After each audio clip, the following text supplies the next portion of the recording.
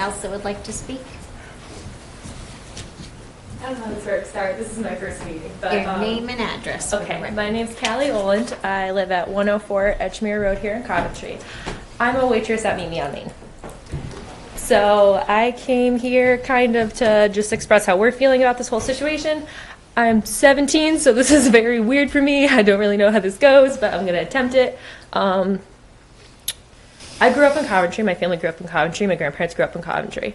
And something I've always really prided myself in about this town is that we're very concerned about our own people.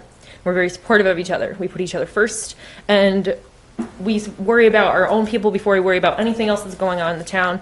It's our locals come first. I started working at Meet Me on Main last summer. It was my first job. Leanne took me in with zero training. I had never picked up a cup in my life, and she kind of put faith in me and trained me on the spot, and I have met the greatest people I have ever met. I was very antisocial. I have very bad anxiety, and all of it kind of just went away because these amazing people come in every day, and it's like a family. When the construction started, it started to leak in a little bit that regulars were staying, but there was no new people coming in. And when new people did come in, they're like, oh, I didn't know you were open because there's this giant thing in front of your door. I didn't think that you guys were going to be open anymore. And it started to be that every day there was people calling, asking if we were open. Why would you be open when there's a trench in front of you or a giant machine blocking one of your doors, or why are these things happening? And the constant question of when's it going to be over, and you don't know. So not knowing was one of the worst parts, but as I'm sure many of you are aware, our last weekend will be Memorial Day weekend, and then it's over.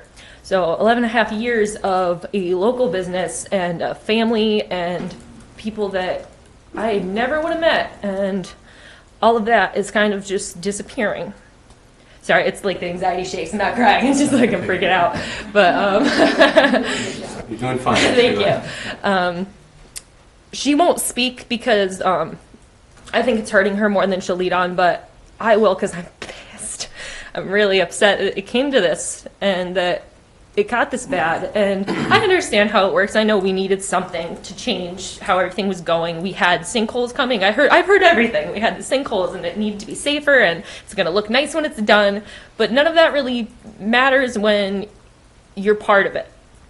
And I think if any of you really I know some people in here that are very involved, but I think if any of you had gone in every day and just seen, there's another machine, there's less people. There's another machine, there's less people.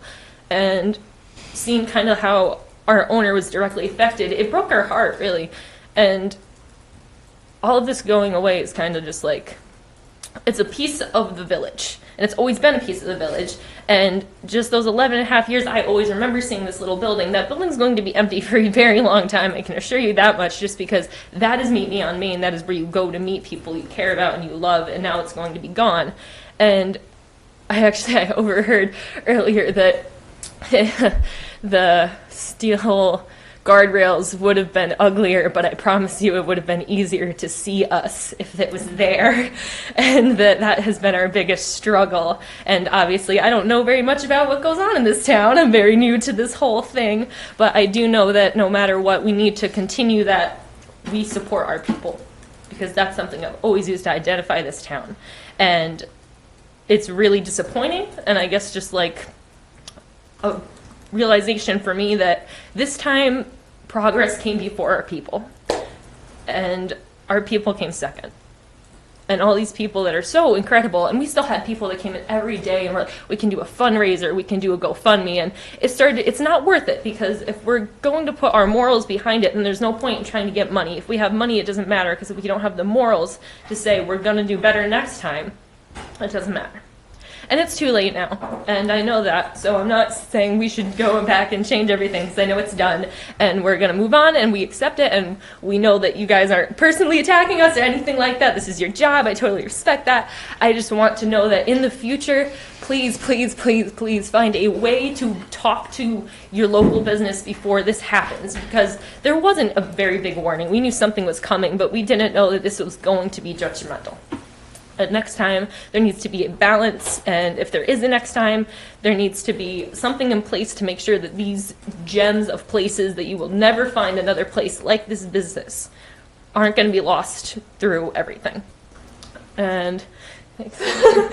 And my boss actually asked me if I said anything today, that I would just say that thank you for everyone that has ever walked into that building. You helped her dream come true, and that she's leaving with a heavy heart, but absolutely no anger towards anyone. She understands how this happens, and that if you ever want to come sit on her porch and drink some tea, you are welcome.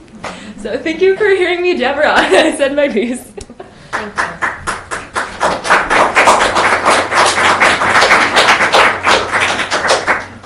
Is there anyone else that would like to speak this evening?